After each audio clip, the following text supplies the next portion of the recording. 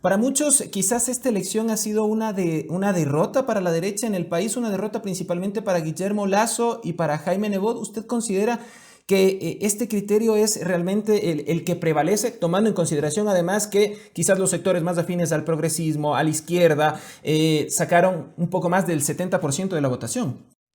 Yo creo que sí, que se puede interpretar como una derrota de las fuerzas de derecha que confluyeron en torno a la candidatura de Guillermo Lasso, no solamente por el descenso en la votación de Guillermo Lasso, sino porque además también había que interpretar esto sumando la votación que obtuvo Cynthia Viteri en las elecciones de 2017.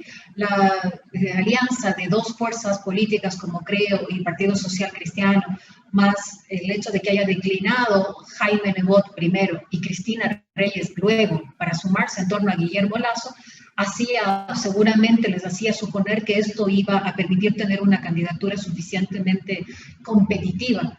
No obstante, el retroceso es esta votación del 20% que lo deja además al candidato Guillermo Lasso peleando hasta las últimas consecuencias para ubicarse o no en segundo lugar e ir al balotaje. El retroceso además en el número de asambleístas que tienen las dos fuerzas políticas, tanto Creo como PSC en el legislativo. Y en términos territoriales, una pérdida enorme en la provincia del Guayas, no solamente a nivel presidencial, donde gana el candidato Arauz, sino también en la votación a nivel legislativo.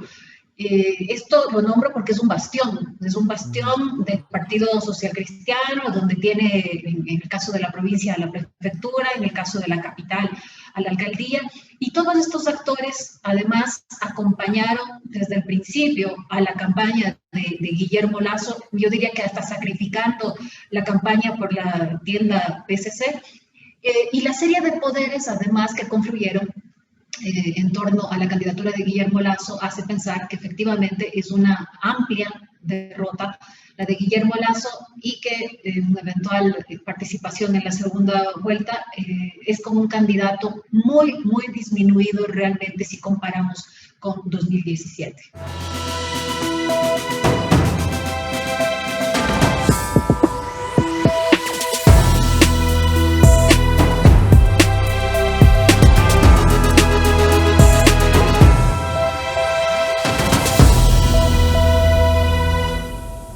Hola, ¿qué tal amigos y amigas? Bienvenidos a Límite por Desalineados. Un gusto como siempre que nos acompañen, esperando que ustedes y sus familias se encuentren muy bien. Recuerden seguir tomando todas las medidas de bioseguridad, el distanciamiento social, el uso de la mascarilla y el lavado continuo de las manos. Les deseamos como siempre que haya mucha salud en estos momentos complicados, pero no imposibles que vive el mundo. Gracias además por estar pendiente de nuestros contenidos y como cada fin de semana nosotros estamos acá para presentarles a diversos personajes, tanto del ámbito político, social, económico, deportivo, entre otras, dependiendo de la coyuntura. Esta semana vamos a abordar las elecciones del pasado 7 de febrero, sobre todo las presidenciales y por supuesto lo que sucedió con el legislativo. Enmarcado esto en la disputa que hemos vivido en los últimos días por el segundo lugar entre el candidato Guillermo Lasso y el candidato Yacu Pérez y por supuesto también la victoria en primera vuelta de Andrés Arauz con un poco más del 32%. Hablaremos también de la participación de Javier Hervas y para eso le vamos a dar la bienvenida a Paulina Recalde. Ella es directora de perfiles de opinión, a quien le agradecemos por estar junto a nosotros y además también le agradecemos, Paulina, por ser parte de los colaboradores en Desalineados y por ayudarnos a construir esta comunicación responsable con sus contenidos que sin duda son muy constructivos. Paulina, ¿cómo le va? Gracias por aceptar la invitación. ¿Cómo analiza de forma global lo que sucedió el pasado 7 de febrero? Bueno, hola, gracias por el contacto. Buenas noches con todas y con todos. Yo creo que en la medida en que tampoco tenemos absolutamente cerrado el escenario, pero hay líneas importantes que ya podemos dejar sentadas. Una primera, y me parece fundamental, es el nivel de participación en estas elecciones, 84%, que es digno de resaltar en la medida en que estamos viviendo dos coyunturas o dos elementos. La primera, la crisis sanitaria. Recordemos que además el segundo elemento, de parte de varias instituciones y de poderes del Estado, más bien hubo una suerte de desincentivo para la participación, no necesariamente una garantía constante de que se nos iba a cuidar, además de la desconfianza en las instituciones que han despertado varias de estas durante el tiempo anterior a las elecciones. Y efectivamente el domingo fue difícil votar, no obstante el 84% se acercó a las urnas. Este es un primer elemento fundamental. El segundo elemento, yo diría que ya podemos hablar de un nuevo mapa político en Ecuador. Es una reconfiguración, sin duda alguna, de las fuerzas, del lugar de las fuerzas. Y un tercer elemento, una reconfiguración también regional, porque si algo nos permite interpretar o leer los resultados es cómo se comportó de modo distinto la votación en las regiones Sierra y Costa. Claro, con diferencias que luego se irán decantando en los cantones, pero a grosso modo, si uno mira el mapa, puede notar esta diferencia importante en el voto por regiones. Esas me parece que son las grandes líneas. Y quiero empezar por el segundo punto, la segunda línea, esta reconfiguración en torno a las fuerzas políticas. Para muchos, quizás esta elección ha sido una derrota para la derecha en el país, una derrota principalmente para Guillermo Lasso y para Jaime Nebot. ¿Usted considera que este criterio es realmente el que prevalece, tomando en consideración además que quizás los sectores más afines al progresismo, a la izquierda, sacaron un poco más del 70% de la votación? Yo creo que sí, que se puede interpretar como una derrota de las fuerzas de derecha que confluyeron en torno a la candidatura de Guillermo Lasso, no solamente por el descenso en la votación de Guillermo Lasso, sino porque además también había que interpretar esto sumando la votación que obtuvo Cynthia Viteri en las elecciones de 2017. La alianza de dos fuerzas políticas como Creo y Partido Social Cristiano, más el hecho de que haya declinado Jaime Nebot primero y Cristina Reyes luego para sumarse en torno a Guillermo Lasso, seguramente les hacía suponer que esto iba a permitir tener una candidatura suficientemente competitiva. No obstante, el retroceso es esta votación del 20% que lo deja además al candidato Guillermo Lasso peleando hasta las últimas consecuencias para ubicarse o no en segundo lugar e ir al balotaje. El retroceso además en el número de asambleístas que tienen las dos fuerzas políticas, tanto Creo como PSC en el legislativo. Y en términos territoriales, una pérdida enorme en la provincia del Guayas, no solamente a nivel presidencial, donde gana el candidato Arauz, sino también en la votación a nivel legislativo.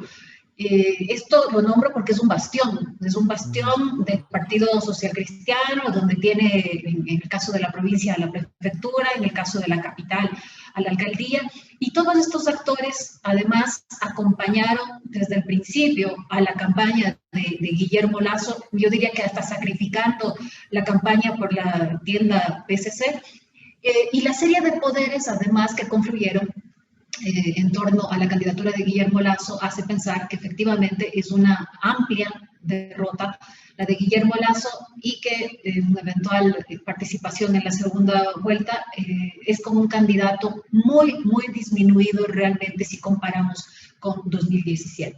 ¿Cuáles considera usted, Paulina, que fueron los factores claves para que exista esta disminución respecto de 2017 e incluso de lo que se presentó a Guillermo Lasso a partir del 2012-2013? Bueno, en el caso de Guillermo Lasso, esto no es nuevo, esto es una constante, no es un buen candidato. Realmente un candidato que llega a unas presidenciales y que hasta las últimas semanas tiene una credibilidad de apenas del 16%, habla de un actor que realmente no despierta una fuerte adhesión en el electorado en general. Eso es un elemento. Un segundo elemento que quedó muy fijado es este cogobierno con el presidente Moreno. En un principio se llamó incluso un pacto de gobernabilidad. Estuvieron siempre muy cercanos, no solamente Guillermo Lasso, sino también Jaime Nebot y el Partido Social Cristiano, al menos en el primer tramo. Y no siempre es sencillo desmarcarse de esto, aunque hubo varios intentos en ese sentido, pero siempre que medíamos entre la población a quién percibían que podría gobernar más parecido a Lenín Moreno, siempre ocupaba el primer lugar el candidato Guillermo Lasso. Y recordemos que el presidente Moreno es un presidente con apenas 9% de aprobación a la gestión y apenas 6% de credibilidad. Otro elemento que pudo haber colaborado para este descenso es que en el caso de la alianza con el Partido Social Cristiano, se trata en Guayaquil, de una organización que tuvo serias dificultades en la administración de la crisis sanitaria, y esta imagen que venía de ser muy bien calificada en términos de gestión, empezó ya a debilitar la imagen de gestión eficiente.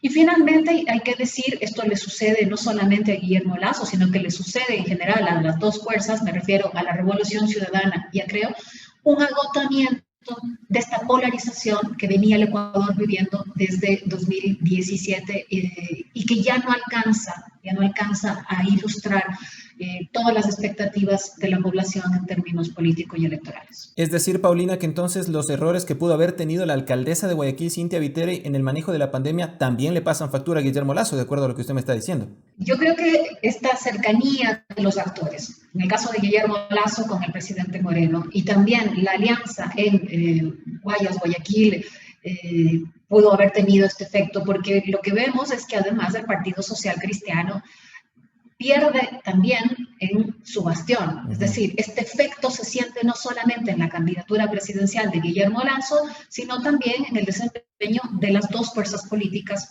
para evaluarlas a nivel de legislativo, Creo y PSC. ¿Cómo analizamos ahora la victoria en primera vuelta de Andrés Arauz con este 32% y pico, ¿no? Para decirlo un poquito más cercano a la votación que sacó la Alianza UNES. Fue una victoria agridulce, y digo agridulce porque muchos hablaban en los últimos días antes de la elección de la posibilidad de que ganen en una sola vuelta. Yo creo que sí puede ser una decepción, una desilusión para sus filas, el haberse quedado más distantes del umbral, ¿no? Además, recordemos que los primeros resultados de boca de urna daban un 36%, el conteo rápido reveló el 31%, finalmente va a ser 32% y algo más el porcentaje de votación de Andrés Arauz. Sin embargo, yo lo que diría es algunas cosas. Hay un retroceso, sí, si uno compara con la votación recibida por Lenín Moreno en 2017. Las victorias pueden ser vistas o deberían ser vistas, sobre todo en la costa, donde está cada vez más fuertemente asentada esta fuerza.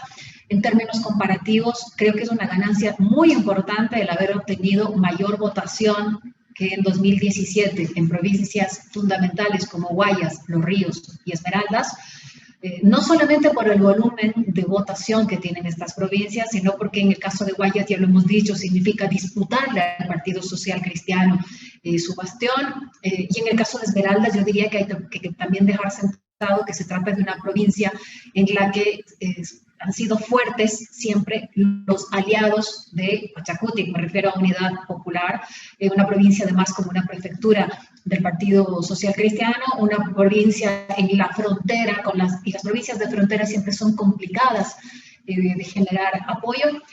Estas tres entonces creo que son muy destacables, y yo diría que entonces que Andrés Arauz ha cumplido muy eficientemente el ejercicio de despertar, levantar el voto orgánico, el de la Revolución Ciudadana, y que ahora el reto mayor que tiene para la segunda vuelta es, afincándose en esto, superar el techo del correísmo para generar una votación propia.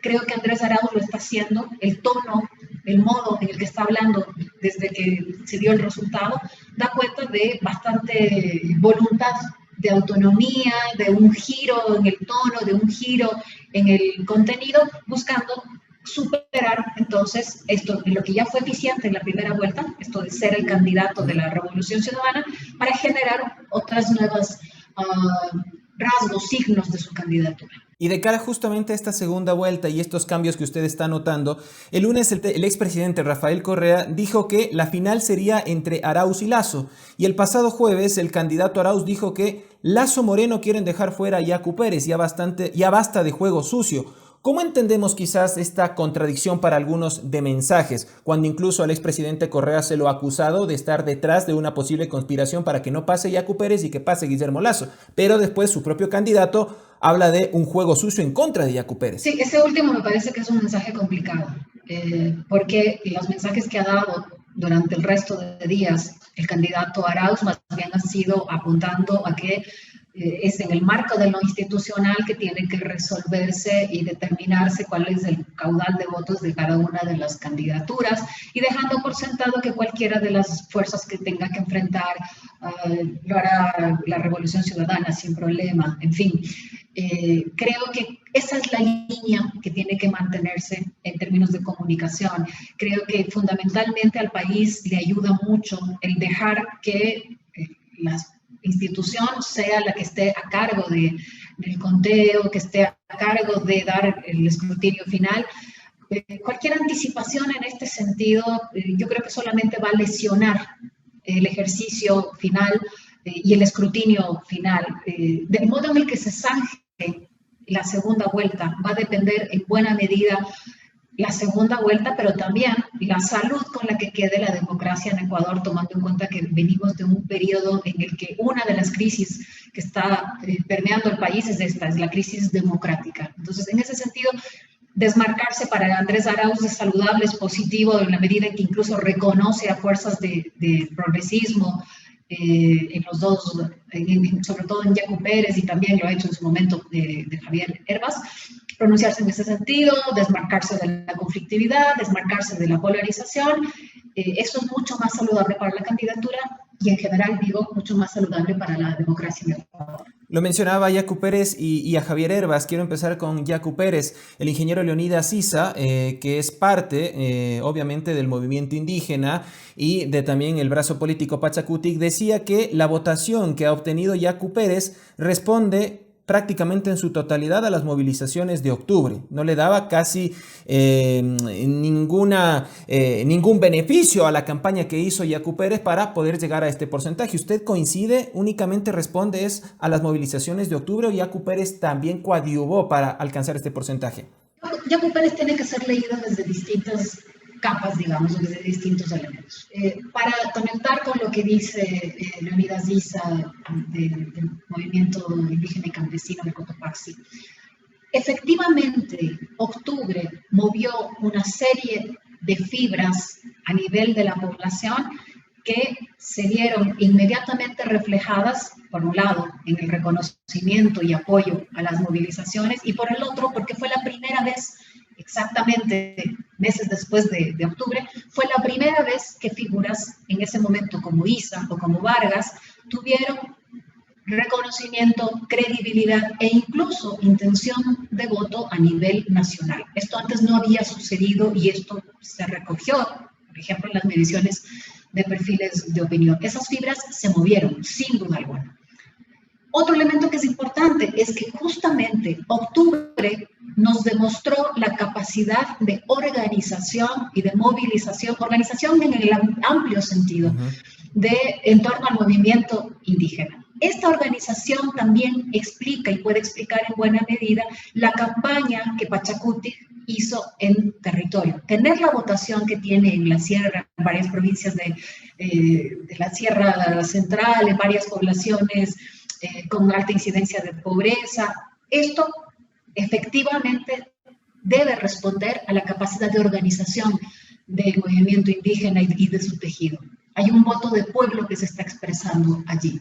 No obstante, no explica solamente esto el desempeño de esta candidatura, porque recordemos que es un actor que además está teniendo voto en provincias como Azuay, una provincia en la que además gana la consulta por la resistencia a la minería y una provincia donde además no podemos explicar solamente por octubre. Es una provincia en la que además Yacu Pérez fue electo prefecto no hace mucho, que está apoyando la línea de defensa de agua de Yacu Pérez y tiene votación también en otras provincias y en otras, en nivel medio, vamos a leer así, vamos a simplificar, aunque esto después se decantará mejor con la votación por parroquias, pero logra posicionarse como un candidato con una nueva estética en términos de campaña, con un discurso disruptivo también.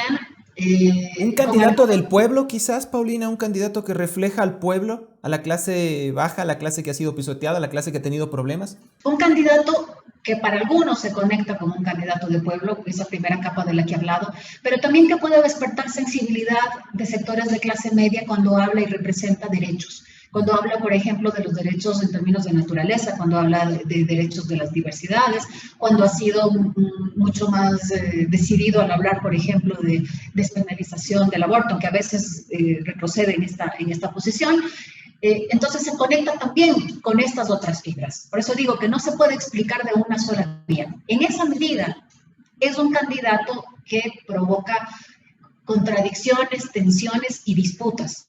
Porque recordemos que tanto la dirigencia de la CONAIE como del MIC no estuvieron complacidos al principio ni con el mecanismo de primarias de Pachacutic, ni con la selección de Yacu Pérez como candidato. Los pronunciamientos, varios de los pronunciamientos de Yacu Pérez son contradictorios y están en el otro lado de las declaraciones de las dirigencias de la CONAIE. Por ejemplo, el no reconocer el golpe contra Evo Morales, o por ejemplo, señalar que la Alianza del Pacífico, la pertenencia a la Alianza del Pacífico o un acuerdo, un TLC con Estados Unidos depende de las cláusulas, en fin. Y más recientemente, la posibilidad de un acuerdo, una conversación, un diálogo, una convergencia con el propio Guillermo Lasso, seguramente son elementos que no estarán dejando muy tranquilas a las dirigencias del movimiento indígena. En esa medida es un candidato en tensión, es un candidato en disputa y que no puede ser leído de una sola forma. Todos estos elementos que he mencionado pueden explicar la votación de Yacu Pérez. Para ir finalizando, Paulina, agradeciéndole por su tiempo, habíamos hablado también de Javier Hervas. ¿Cómo entender y qué debería venir de aquí en adelante para Javier Hervas? ¿Cómo lo analiza usted este fenómeno con la izquierda democrática? Además, un partido que no había tenido una representación tan alta en el Parlamento y que ahora vuelve nuevamente como en los viejos tiempos. Sí, es importante que no solamente tiene la votación de 16% a nivel presidencial, lo que se configuró fundamentalmente a partir del debate. El debate lo permitió que se mostrara. Luego, una estética nueva de campaña, una estética muy, muy fresca, y otra vez un candidato que buscó ubicarse por fuera de la polarización entre no solamente correísmo, anticorreísmo, sino entre la polarización banquero-revolución ciudadana. Buscó posicionarse por fuera de esto y generó la atención de aquellos que no encontraban candidato, porque empezó fundamentalmente a crecer a costa de los nulos y de los blancos. Y eso explica la rapidez con la que creció en las últimas semanas.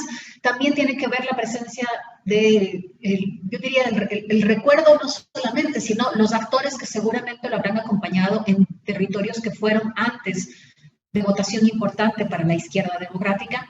Y ahora yo diría que el mayor capital que tiene, aparte de esta imagen que ha construido, es tener un bloque en el legislativo, un bloque importante. El futuro depende también de cuán consecuente sea Hervas en discurso, contenido y forma con el modo con el que hizo campaña.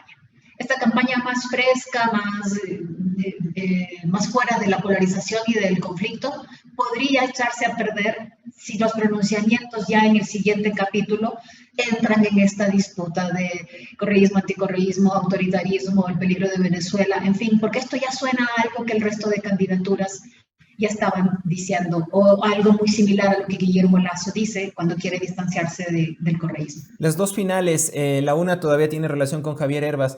¿Cuánto jugó o qué importancia tienen las redes sociales? Porque mucho se ha hablado de su campaña justamente en las redes sociales. Tiene una importancia no solamente por el uso de, porque el uso de no basta. Es como te apropias de la estética de. Es decir, tú podrías no tener TikTok o no tener Instagram, y sin embargo, el modo en el que te llega a ti por otros canales, por WhatsApp, por Facebook, o porque alguien te muestra, es una estética que supo aprovechar muy bien Javier Hervas y que hizo sentido con esta campaña que de algún modo estaba rechazando la conflictividad, una campaña más pospolítica, una campaña de buena onda, pero también hay que ponerle un lugar a estas pequeñas reuniones que se sabe que tuvo para compartir su plan de gobierno, un diálogo mucho más uno a uno, incluso en redes, uno veía el modo en el que él respondía en Twitter, en fin, una estética en contenido y una política mucho más cercana, pero muy bien adecuada al perfil del candidato y muy bien adecuada a esto de hablar de una nueva clase política. Ahí es donde todo esto se complementa para que haga sentido, para que sea verosímil. La final que le decía Paulina, y usted como conocedora de este tema, ¿cómo evaluar o qué decir en defensa quizás de los sondeos a boca de urna, que fueron también muy criticados por lo que se vio en los medios de comunicación y después esto no tuvo mucha relación con lo que sucedió sobre todo en el segundo lugar, tampoco en el primer lugar, en donde le daban porcentajes más altos al candidato Arauz? Sí, bueno, son herramientas que sirven, que generan una expectativa, sobre todo el apuro que se tiene de tener conocimiento a las 5 de la tarde, pero yo diría que el principal problema, aparte de la diferencia de 36, 32, la más importante me parece que es la falla en detectar al segundo lugar, porque la impresión que dejó a las 5 de la tarde es de ese balotaje. Luego, no hay que perder de vista también que el conteo rápido, la difusión del conteo rápido del Consejo Nacional Electoral tampoco ayudó. Dejó sentada en la voz de la presidenta un empate técnico e inmediatamente dejó sentado en la voz del consejero Pita, que era Guillermo Lasso. Así que yo diría que ahí eso es mucho más complicado. Cuando la voz institucional genera una expectativa y un contenido y una comunicación que luego deteriora el modo en el que la población recibe los resultados finales. Paulina, le queremos agradecer por su tiempo. Le mandamos un gran abrazo, esperando que se encuentre bien de salud sobre todo. Muy amable. Gracias, un abrazo también. Buenas noches.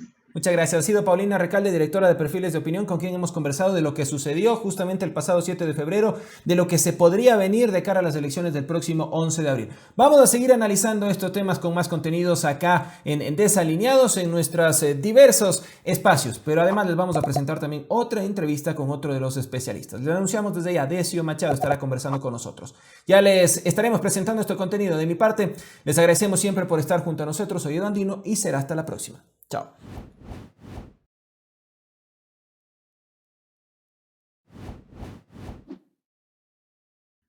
Hola, si te gustó este video te invitamos a que nos sigas en nuestras cuentas de Twitter, Facebook, Instagram y YouTube. Somos Desalineados, Comunicación Total y queremos que tú participes.